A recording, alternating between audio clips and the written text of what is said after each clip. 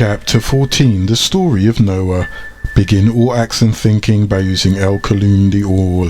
Tablet 2, The Science of the Curse. 19 times 5 equals 95. Lo, Ham, the son of Utnapishtim, allowed his countenance to drop and was weak in state after an argument he had just had with his wife Halima, daughter of Anis and Shaka. It was easy for the devil to possess him in his weak state of mind. Thus, Iblis sent one of his disagreeable beings, in the form of Anak, the queen of Nod, to Ham and to possess him. Ham, while in his father's tent, mocked his father's nakedness. Then he looked upon the nakedness of his father with the thought of sexuality and fornication. He did not lay with his father. Although Ham was not acting on his own will, he still violated the laws of Anu the Most High. These feelings of sexuality and fornication existed before the time of the flood with the Hindus who came from Nirvana. After Ham opened himself up by having an argument with his wife Halima, he allowed Anak, the queen of the disagreeable Allahum, to possess him. When Utnapishtim awoke from his sleep, he knew immediately what his son had done to him. Therefore, he placed a curse on Ham's fourth son, who was called Labina or Canaan in the Bible. The curse was not put on Ham, as many are led to believe, but on his fourth son Labina. Utnapishtim told Ham, "The curse will be put on your son Canaan, who was originally named Labina by his parents Ham and Halima at his 8th birthday ceremony, in which a child receives his name." Labina's name was then later changed to Canaan by the flugel rods when he moved up from the lowland to the caves. This curse was placed upon Labina Canaan until the Day of Judgment. The physical curse meant that a race of beings would manifest in the physical with the spirit of the demons. This race of beings, lepers, didn't manifest until the birth of Labina. He was named Labina because he was pale white like snow. Later he was called Canaan, the grandson of Utnapishtim. As you've seen, the formation of some of the Carcassu are the result of the physical curse, leprosy, that was placed on Labina. However, not all of the Carcassu came from leprosy. We have 3 types of Carcassu, and they are blonde hair, blue eyes, red hair, green eyes, dark hair, and dark eyes. This curse was placed on Labina Canaan was also a genetic one, which means that it took place in the genes of the man. This was the removal of his melanin, which cut off his family ties with the Anunnaki Allahum. This is a genetic disorder called albinism. For a person to be born with albinism, both parents must have the albino gene.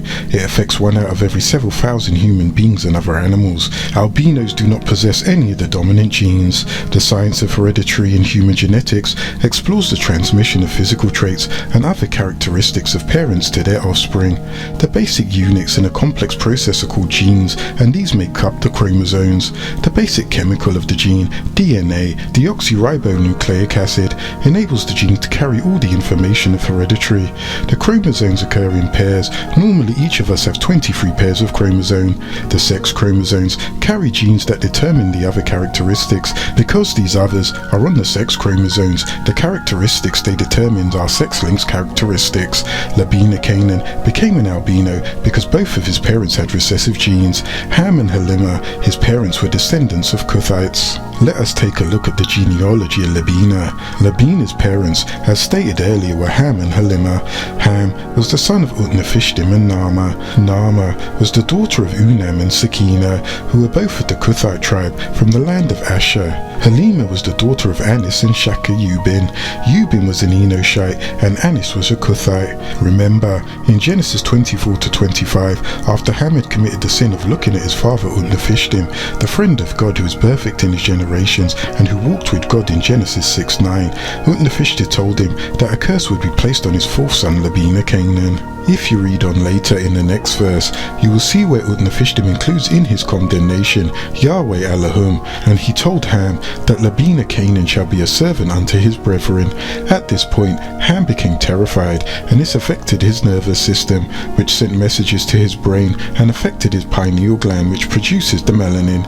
Stress and fear can cause many complications in the way a person's body may respond. In humans, if danger is perceived, the pituitary gland releases an adrenocorticotropic hormone, stimulating or acting on the adrenal cortex. This hormone in turn triggers the adrenal glands to to release epinephrine, known to most as adrenaline, which is a hormone secreted by the adrenal medulla that is released into the bloodstream in response to physical or mental stress, as from fear or injury. Stress or fear shifts the blood flow and energy to the brain, and these effects are all the results of what doctors call the fight or flight response when the body is confronted with a threatening situation. Thus, a person in a physical or mentally dangerous situation is said to be under stress, as in the case of Ham when he was approached by the Elohim. If a person goes into a state of shock or fear, which is something that would lead them to be stressed, there are two things that may happen. One is the oversecretion of melanocyte-stimulating hormone, MSH, by the pituitary gland, which results in brown skin, or two, the lack of MSH, which would result in white or pale skin coloration. The nervous system has a major effect on your skin. Leprosy produces granular lesions in the affected areas of the skin. That's why they call it leprosy or leprosy. You will find that when you see a person with a rash or some kind of skin disorder, that it comes from them being stressed out, or not sleeping and or eating properly, or being tense the majority of the time. Any doctor will tell you that the most skin problems stem from stress. That is why when people suffer from skin disorders such as seborrhea, eczema, psoriasis, herpes, etc., they usually don't break out until they become stressed out. So you can't tell me that you can't catch a malignant skin disease, which is spoken of in Leviticus 13:2 from stress. The Torah gives various accounts of its signs and symptoms of what leprosy actually looks like. Leprosy affects the skin, the eyes and the mucous membranes of the nose and throat. It mainly affects the nerves, so it is nothing new to say that stress can affect your nervous system, which in turn will affect your skin. This is medically and scientifically proven. That is why when you get cold or scared, you can sometimes feel your skin crawling, or you get what they call goosebumps, or the hair on your arm stand up. It is all linked up to the nervous system. There is a saying that goes, "I was scared pale." Ham was stressed at the moment in this life, and he was what you called a manic depressive, and it is a known fact that stress can cause skin defects, because what affects the nerves can affect the skin. If a regular person can scare you pale, just imagine what could happen if the unknown was made known to you, and that is exactly what happened when the Elohim stepped in. It scared Ham pale, but this didn't happen to him physically. It affected his genes, and it came out in his fourth son, Labina Canaan. Because Ham was scared to the point where it affected his genes, it caused his child to be born melanin recessive. As you read previously, the curse that was placed on Labina Canaan was a genetic curse, which means it took place in the genes of man. In the case of Ham, the curse that was placed on him would only show up on his fourth offspring, which was Labina Canaan. Genes that are part of the chromosomes which make up the DNA. DNA controls the inherited traits in man, animals and plants, which are responsible for almost all the features that make you look different from anyone else. The composition of all your body organs are governed by your intelligence. In the nucleus of every cell in your body, there are at least 1 million strands of DNA. Altogether, they do much to decide what you look and think like. It is in the fourth generation of animals and plants that the recessive traits show up. That is why the results of Ham's stress showed up in his fourth son, and because it says in the decree of Exodus 25, visiting the iniquities of the fathers upon the children unto the third and fourth generations that hate me. Labina Canaan was born pale and albino, in other words with the curse of leprosy. Labina Canaan lacked pigmentation. He was melanin recessive, so his skin was pale and translucent, making it possible to see the veins. Canaan's descendants had straight 6 ether light hair as a result of leprosy. Canaan himself didn't have straight hair, he had woolly hair. He was still a Nubian, just an albino, although he carried the gene that caused his descendants to be born with leprosy. His fourth son Amma was the father of the Amorites, and his brother Jebus was the father of the Jebusites. The 200 fallen disagreeable angelic beings came down to earth and housed the bodies of people during Utnapishtim's time. The people became rebellious and strayed from the laws of the Most High. The Creator was displeased, therefore he saw fit for them to be destroyed. The people during Utnapishtim's time were destroyed by the flood. When Ham became angry, he opened himself to becoming possessed by one of these wicked beings, thus allowing them to re-enter the planet Earth. The spirits of these 11 fallen angelic beings would house the bodies of the sons of Canaan. They were filled with the unholy ghosts, evil spirits and demons. Each son was possessed by one of these unholy spirits or ghosts. His sons were Sidon, possessed by Samiel. He had red hair and blue eyes. Heth, possessed by Hakael, blonde hair and blue eyes. Jebus, possessed by Jitril, black hair and dark brown eyes. Amor, possessed by Asmodeus, white hair and white eyes. Girgash, possessed by Gull, light brown hair and grey eyes. Hiwi, possessed by Hima, blonde hair and silver eyes. Arki, possessed by Arakiel, auburn hair and hazel eyes. Sini, possessed by Satrina, dark brown hair and brown eyes. Arvid, possessed by Adiash, dark brown hair and dark blue eyes. Zema, possessed by Zarsadi, blonde hair and chestnut eyes. Hamath, possessed by Beelzebub, black hair and black eyes.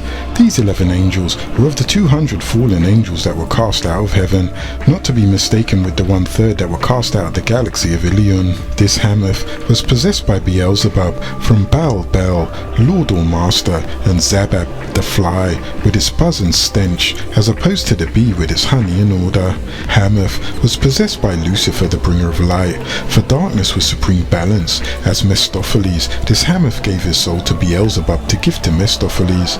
The descendants of Hamath became the Ammonites of today. And Utnapishtim lived after the flood 350 years, and all the days of Utnapishtim were 950 years, and then he died. Tablet 3. The Genealogy of the Shemites. 19 times 1 equals 19. Lo, and these beings are the genealogy of the Shemites. When Shem was 100 years old, he and his confident wife, Fatin, little girl, gave birth to a Faxad, boundary, 2 years after the flood. And the Shemites lived on another 500 years and had many children.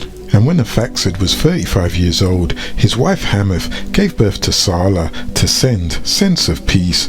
And the Aphaxads lived another 403 years and had many children. And when Sala was 30 years old, Hudif gave birth to Eber. And Sala lived after he gave birth to Eber 430 years and gave birth to many children.